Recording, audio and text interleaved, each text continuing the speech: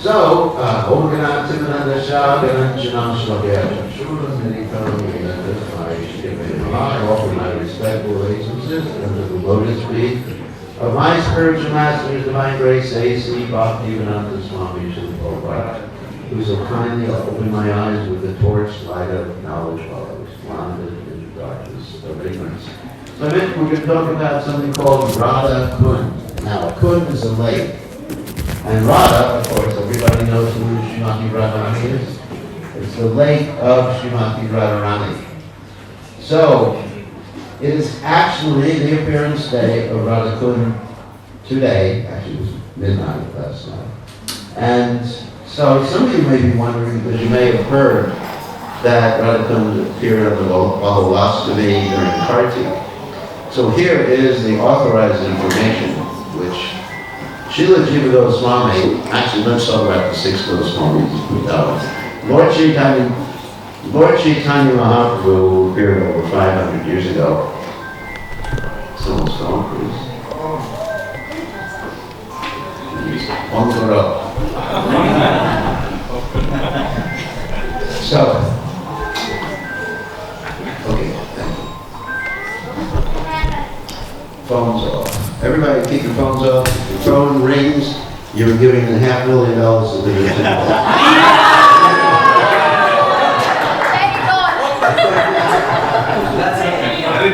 That way everyone can get their phone home.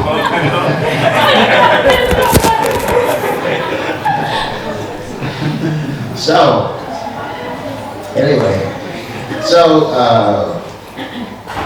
we are making reference to one of the great devotees, followers of Lord Chaitanya Mahaprabhu, known as Srila Jiva Goswami. Srila Jiva Goswami was the most erudite scholar, I think, of all time, religious scholar of all time. And he's famous for publishing or writing several books, such as the Shastradharmas, the Gopal Champu, and other books. And his commentary on the most important Vaishnava literature is accepted as one of the topmost commentaries, which Srila Prabhupada himself made reference to. And so, in this commentary, which I'm going to read just to make sure everybody understands this, he gives a brief description of when Krishna's passing, all Krishna's pastimes took place, like how old was Krishna when he left to Govardhan Hill, how old was he when he killed this demon, Ambasur, or other demons. So he writes about Arishtasura. He said he killed Arishtasura on the full moon of the Chaitra month when he was 11.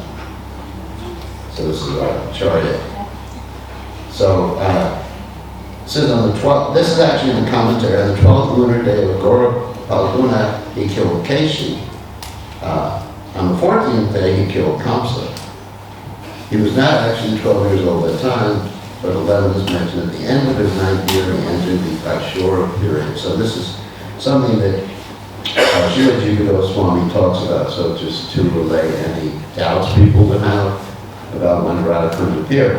But of course, Chaitanya Mahaprabhu discovered Radha Kund on the Maholastami. That's when Lord Chaitanya discovered Radha Kund.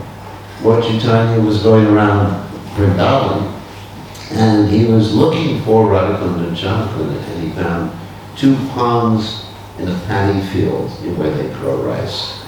And he basically went into the ponds and started bathing in these little 2 tiny ponds. And all the devotees were running, what's happening? And he said, this is where Radha Kund and Chamakunda are. So as far as the origin of Radha Kund, actually let's glorify Radha Kund first. And I'm going to read from the Nectar Instruction, which is text 9 in the Nectar Instruction, translated and commented on by Divine Grace Srila Prabhupada. We're going to just read the translation.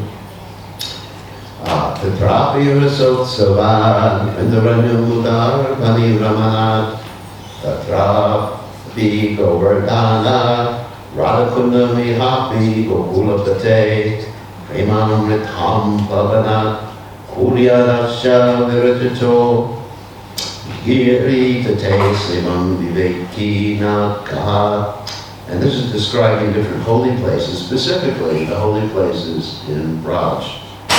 This verse states that the holy place known as Mathura is spiritually superior to Vaikuntha, the transcendental world, because the Lord appeared there.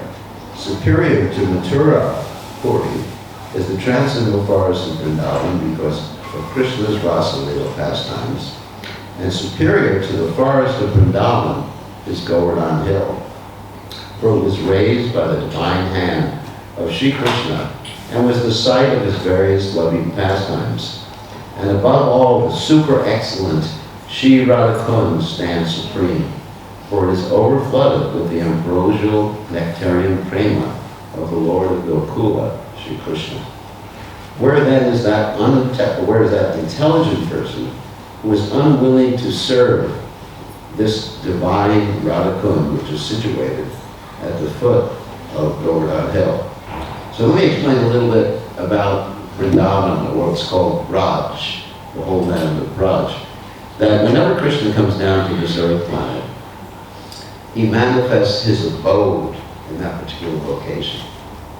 And that abode, where Krishna personally came, of course Krishna has various incarnations like Lord Ram, he manifested Ayodhya. And Ravan manifested what? Lanka. And to this day, some people actually burn Ram, an effigy of Ram in Lanka. But in any case, so these abodes of the Lord are perfectly transcendental. They are replicas of the abodes in the spiritual world, because in the spiritual world there are various planets, and the topmost planet, of course, is called Goloka Vrindavan. And unlike Goloka Vrindavan, there is a Radha Kund, Jana Kund, and Govardhan Hill, and all the various things that we see on this earth planet. And so Krishna is so kind that he brings them down to this planet, and Krishna is still there today in Braj, in his holy lands, performing his pastimes, but his pastimes are called aprakata. They are not manifest to our eyes. So anyone who goes to these places can experience the presence of Krishna. And anyone who glorifies these places, which we're going to do right now, can actually obtain the mercy of the Supreme Personality of Godhead. So when you hear about these places, even though it's very esoteric, esoteric means very elevated, and you may not understand what's going on, still there's purification. Better you don't give me that garland, because as miracles, I'll start sneezing. Yeah. Keep the marigolds away. Yeah. But I accept the garland in my heart. And not on my neck. So we're going to glorify Radha Kund today, and we're going to talk about the pastime surrounding which Radha Kund was actually made by Srimati Radharani. So here's the pastime in a nutshell. As you know, there were many demons that were attacking Krishna in Vrindavan. Many demons, and they were sent by that evil person, Kamsa. Kamsa in his previous life was a demon named Kalaneni, and he was killed by Vishnu, and he really hated Krishna or Vishnu like anything. In fact, he was more Krishna conscious than I think any of us, in a negative way. So all day long he was thinking, when is Krishna going to appear? Because he was told that the eighth son of Devaki and Vasudeva was going to be Krishna, was going to kill him. So, anyway, so he's thinking, day and night, Krishna, Krishna, Krishna, Krishna. I wish I was so fortunate. So anyway, so he kept sending all these demons. You got Lambrasura, Agasura, this big snake demon who swallowed up the coward boys, and Krishna killed. And Krishna kept killing them one after the other. So he had one particular demon named Arishta, which was a demon in the shape of a bull. And he sent this demon to Vrindavan to try to kill Krishna. So he was a big bull with a lot of sharp horns, and all the residents of Vrindavan were completely terrified when they saw him and they heard him. Actually, he was roaring. And so Krishna was very intelligent. He just, when the bull approached him, he seized him by the horns and threw him 6 yards, I think about 6 meters away. And the bull was actually quite weak, but he still wanted to attack Krishna. Now why is Krishna doing this? Because actually, he can kill someone just by his own desire. He's known as aptakama. Aptakama means he just desires something and it happens. He's God. Krishna doesn't have to do anything. He's enjoying ras. Ras means the taste of a relationship. Now, God is called, Krishna is called Rasa Raj, the king of all rasas.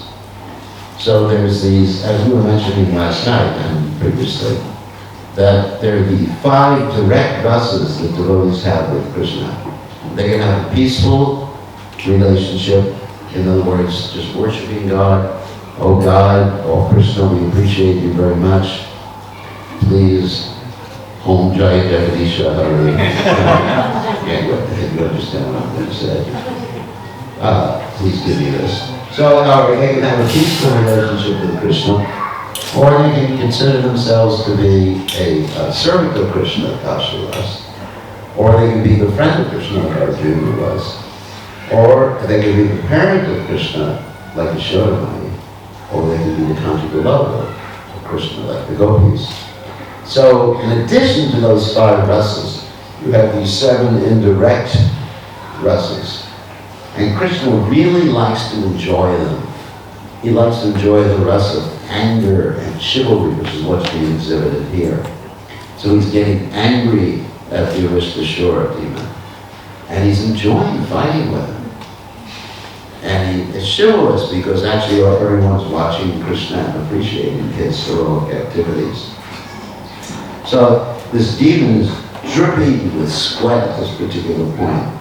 And Krishna grabs his horns again, throws him down to the ground, and thrashes him like a wet pile of clothing. Now, of course, that's a very appropriate metaphor for those of you who've been in India, because that's how they clean clothes. They don't have washing machines there. And some places they do. I have a washing machine in India. Anyway, but you see the dhobi? Yes. You know dhobi water? He's on the rocks, and you can picture this, he's just thrashing the clothes on the rocks in the river. And so Krishna, the same way, is thrashing this demon. And the demon starts to, and this is ghastliness, another humor or rest, indirect. The demon starts to vomit blood, and eventually gives up his life.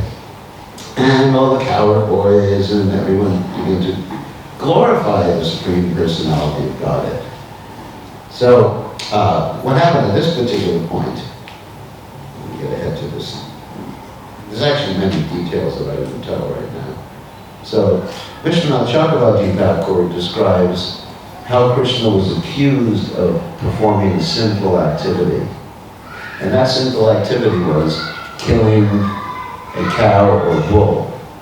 As you all know, the bull is very sacred in India. The cow is very sacred too.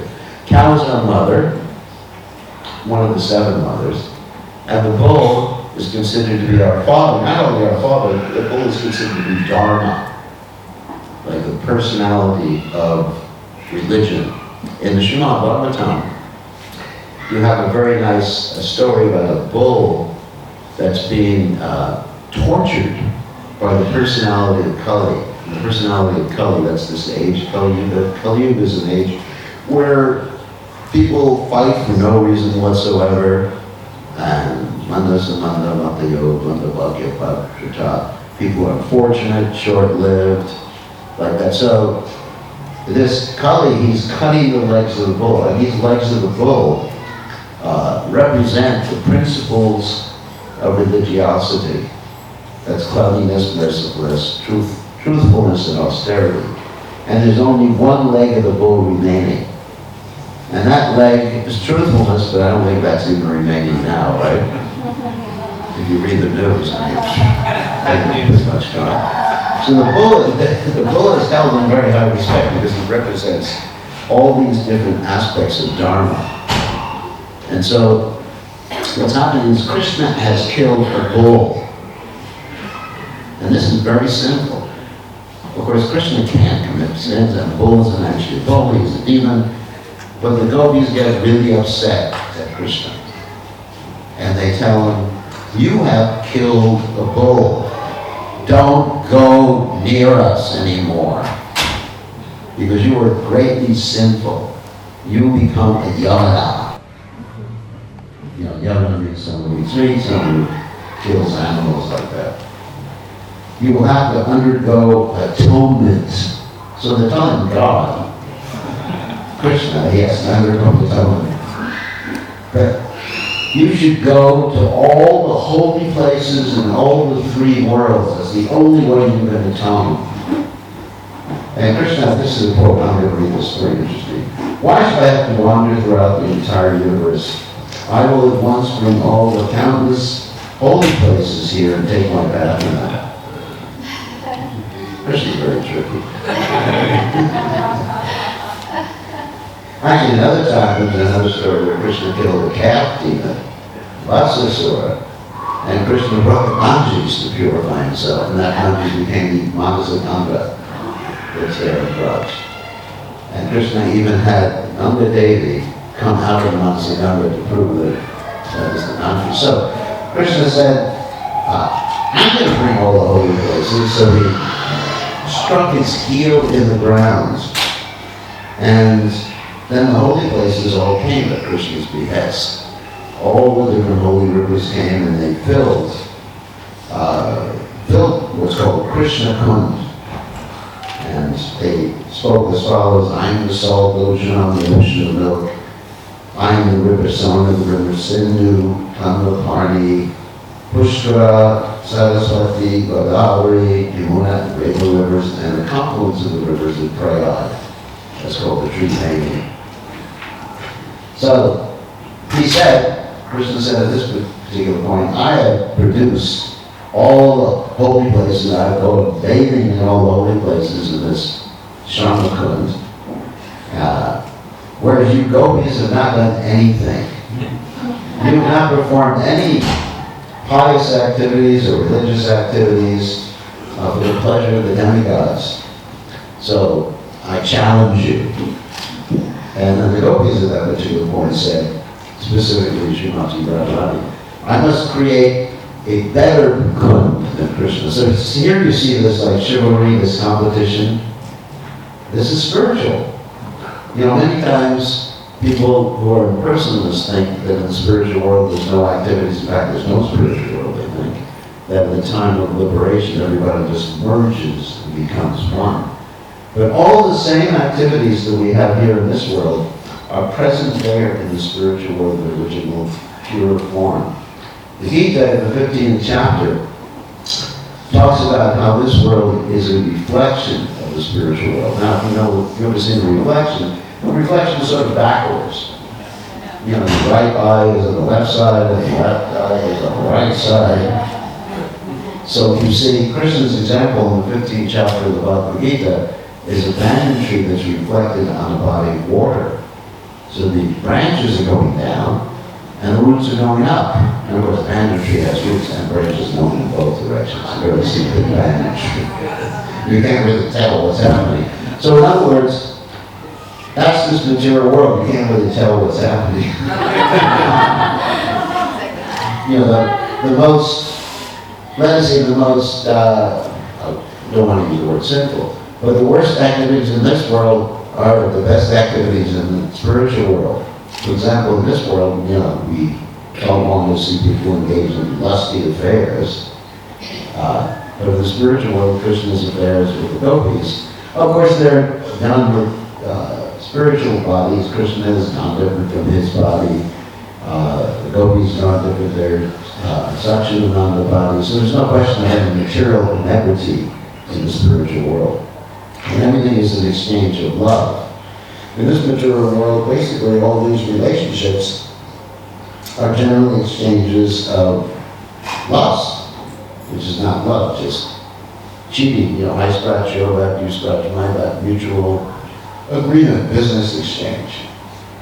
Like everybody has a business contract with everyone else. So anyway, in the spiritual world, there's all these different interesting interactions going on. When we hear about these interactions in the spiritual world, Krishna says, we develop a higher taste. So we become nirapeksha about things in this world. Nirapeksha means we become disinterested in things in this world because we're having such a good time. We're enjoying ourselves so much. I mean, for example, just like I'm a sannyasi, supposed to be. I'm a sannyasi, and I'm enjoying myself so much serving Krishna. Oh, that's a nice fellow.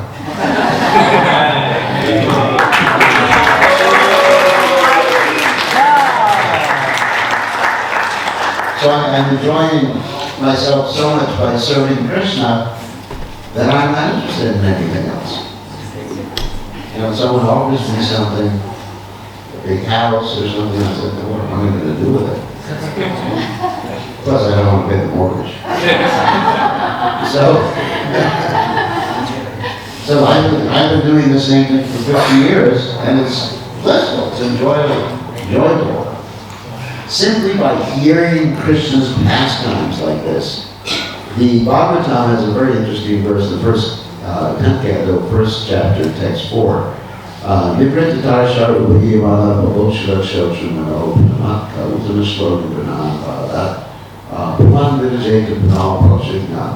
This verse states that the hearing and chanting of Krishna's pastimes and the pastimes of the devotees in Vrindavan has a medicinal effect.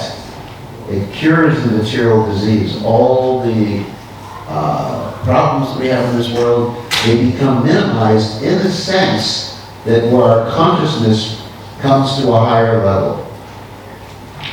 In other words, you may still have some bodily disease or whatever other problems you have in this world, but you see those things in the right perspective. They shrink. Just like if you go up in an airplane, probably use this example. If you go up in an airplane, then everybody on the ground shrinks. I sometimes give this example in my own life because before I came to the movement, the Hare Krishna movement, I used to fly an airplane.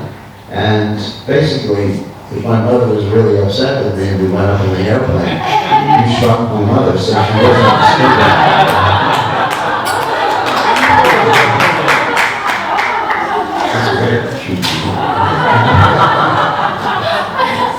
In perspective, I mean, she didn't actually shrink.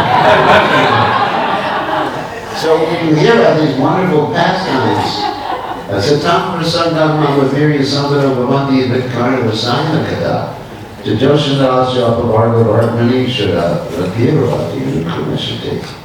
If you hear about them from the right people, the association of devotees, then that the same word, you know, the Vidkarna Vasana Kada, Vasana, will actually cure all your material diseases entering from your ear to your heart. And then you'll feel so much happiness that nothing will disturb you anymore in this world. Anyway, so these are the pastimes. So let's continue talking about the pastimes. So Srimati Radharani says to Krishna, I'm going to create even a more beautiful pond. Go to work, gopis. He said to all the gopis. And they were going to make a pond from the ditch that was made from the Sarishvashura's hooves. And at that point, they began to dig up more with all their ornaments, I guess, you know, whatever ornaments they had, they were digging the ground. And Krishna said to them, you can use my water to fill your Kund. And they said, no, your water is contaminated. Did you bathe in it? Imagine, your water that the Supreme Personality of Godhead bathed in is now contaminated. So, you know, you can see this exchange of metals, very beautiful pastimes. And then they tried to bring water from the Manasa Ganga in different pots. They made like a brigade, like a fire brigade. you know, fire brigade is called the fire brigade because the firemen used to carry water from one person to another. That's called a brigade. And that's why it's called fire brigade. It's interesting, because brigade means a whole group of different things. So they tried and they couldn't fill it. And then finally, actually, let me read the quote where Radharani says, well, she was in one person's water. She says, no, no, no, no. This is impossible since the water of your pond is so contaminated by the terrible sin of killing the cow. So, anyway, they're unable to do this, and then Krishna arranges that the personified holy places appear before the gopis and beg Srimati Radharani. Those personified holy places are actually what is filled the Sharma Kund, or Krishna's Kund. And then the gopis eventually agree to accept the water from the holy places in their Kund, and the water overflows from their Kund to Radha Kund, from Shama Kund to Radha Kund. And so that's the story of Radha Kund, and I thought it would be interesting to share that story tonight. So does anyone have any questions about anything that's talked about? Yes. Thank you, Maharaj. Thank you so much for coming and blessing the Radha. Maharaj, today is the most auspicious, as you say. Maharaj, so when we, as a normal person, when we go to Radha Kund, so our mood might be material, Maharaj. Could you please share how our mood should be when we take the darshan of Radha Kund, so that we can get the appearance? Yeah, that's a very wonderful question. That, first of all, when we go to the holy places in general, we should understand that the residents of the holy place are very special. Even though, let's say if you go to Vrindavan, you'll see like monkeys there. You'll see a lot of monkeys. You'll see people who try to take your money. In different ways, the pandas. But anyone who is born or anyone who lives in a holy place is actually very dear to Krishna, and they're going back to Godhead after this lifetime. So even monkeys, actually Prabhupada said that the monkeys were previously sannyasis who didn't do their duty too well. So when I go around Vrindavan, Raj, I address the monkeys as Maharaj.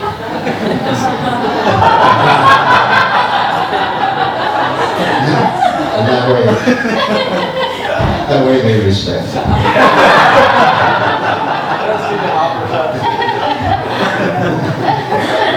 So anyway, that's the first point. Understand this is the spiritual realm. One has to be very respectful of the living entities there, even the animals. One has to be very respectful of the land. The land is Chintamani. One has to be very respectful of the trees, the plants, everything there.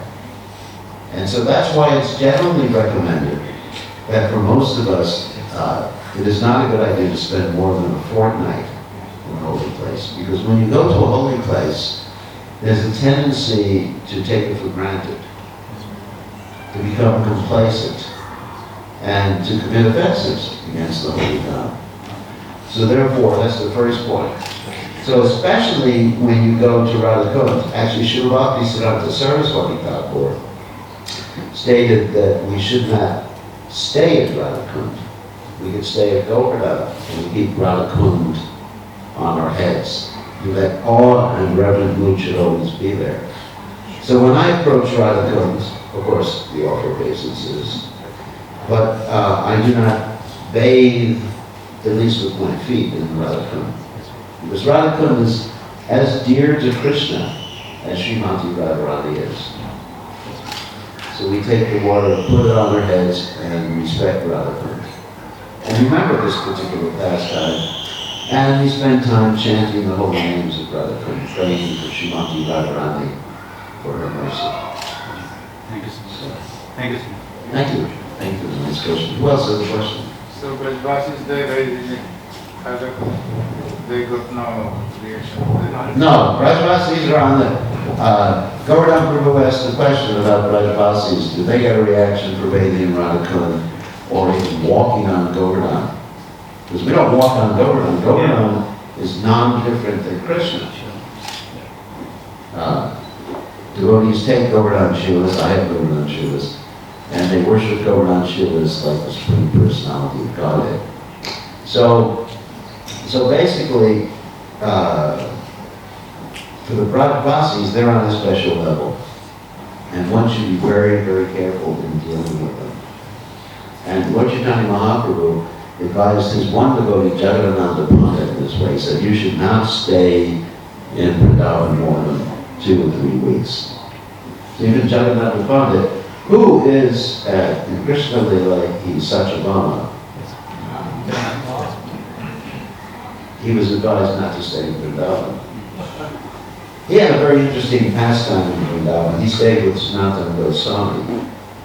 And one time he got angry with Sanatana Goswami. It was very interesting because Sanatana Goswami was wearing a turban that was given to him by another sannyasi other than Lord Chaitanya Mahaprabhu. So he had that move. Like Lord Krishna has 2 types of consorts, right-handed and left-handed. Right-handed means submissive, left-handed means unsubmissive, and he likes the unsubmissive more than the submissive. Because it's spicy. But talking about Krishna's pastimes, like all of you like to have spices in your prasada, garam masala. So Krishna likes garam masala relationships. Not that you should imitate. Not that you should talk back to Krishna.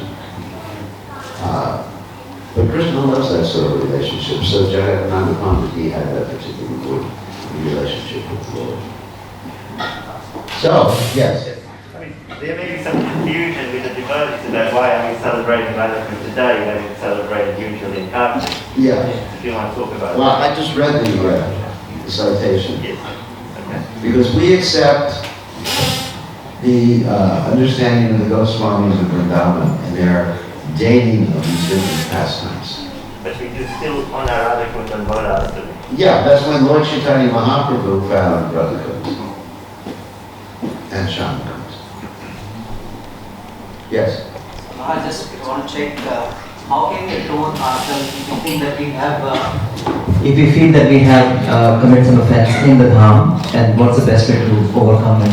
Do some service in the dham, some menial service, give some donations to the Brajavasis, feed the cows in the holy dham, clean the holy dham. Yeah, clean the holy dham. Take some menial service.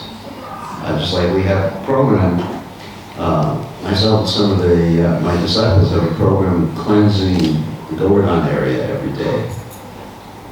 And it's a very wonderful program. Of course, we've hired most of the people to cleanse around the Govardhan area. But it's very important to do that. Serve the holy dham. Like when I went to the holy dham, when I first started residing in Govardhan, I have a house in Govardhan. Of course I was in ecstasy, in Govardhan, but I was thinking, why am I here? I'm supposed to serve. That is our nature, Jiveras, Gurubhai, Nitya Krishna Das. We're all meant to be servants. And so when you're in the holy dham, you're meant to serve the holy dham. When you see the deities, you're meant to serve the deities. When you see a Vaishnava, you should serve the Vaishnava. So if you maintain that service attitude, that will rectify all sorts of offenses. Manina, Manadena, offering respects to everyone. And not expecting any respect yourself. So this is the proper way to deal with the holy dham. Any other questions? Yes. Maharaj, thank you for the wonderful class. Just a question on the Bhaum Vrindavan. Maharaj, twofold question. One is, what's your view, what will happen in the future to Radha Kund, given that so much of development is happening so rapidly in Vrindavan? Would it disappear? That is part one. The part two is, how do we look at the contamination in the Bhaum Vrindavan, and how do we balance our view with respect to the purity and the absorption we need to have, irrespective of how can we serve Bhaum Vrindavan to make sure that it remains clean, and at the same time be respectful for what is there currently? Well, first thing we should understand when we approach Raj or any holy town is that Krishna has arranged for what we call a veneer, a thin covering of Yoga Maya to actually protect those who are not qualified or protect the holy town from those who are not qualified. So when you see, let's say, the dirt and everything like that, of course I'm not saying the dirt is good. Please don't get me wrong. But when you see these things, you should see that that's actually, the real Vrindavan is actually underneath what we see with our mundane vision.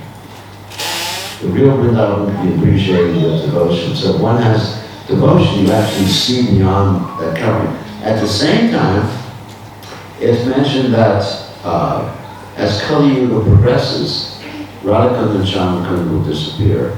Govardhan Hill will disappear. As you know, Govardhan Hill is shrinking to the size of a mustard seed every day. And Jamuna will disappear. And in this way, the Holy Dham will become unmanifest. So, yes, it's a fact. But we should endeavor to serve the Holy Dham, to keep it clean, to keep it ecological as far as possible. And as I said, we have this project to do that. And we're trying our best to do that. It requires constant cleaning, and people are not so, as you know, people are not so accustomed in India to throwing the trash in the waste basket. So we have to really, I think we have about 30 or 40 people full-time cleaning. Also, there's nice service of planting trees. Planting trees, yeah, planting trees and cleaning. And the government right now is actually starting to protect many of the areas there. For example, around Govardhan Hill, they're stopping the cars from driving. So and there's positive signs. Gurudev, just on the follow-up on that, if the Dham is unmanifested by the end of the Kali Yuga, does it mean it's re-manifested in Dwapar Yuga again? So the other Yugas don't? it can be re-manifested again, yes. So but Satyuga, Treta Yuga, they don't actually have that. No, it's only manifested when Krishna appears. 28th Dwapar, 28th, yeah. Dwapar Yuga in the day of Lord. Once a day. Once a day. Once a day. So your time then? Okay. Thank you very much, and we hope to see everybody later. So, Maharaj ki jai. Thank you very much, Maharaj. Thank you. His Holiness Goswami Maharaj ki jai. Prabhupada ki jai. Thank you very much.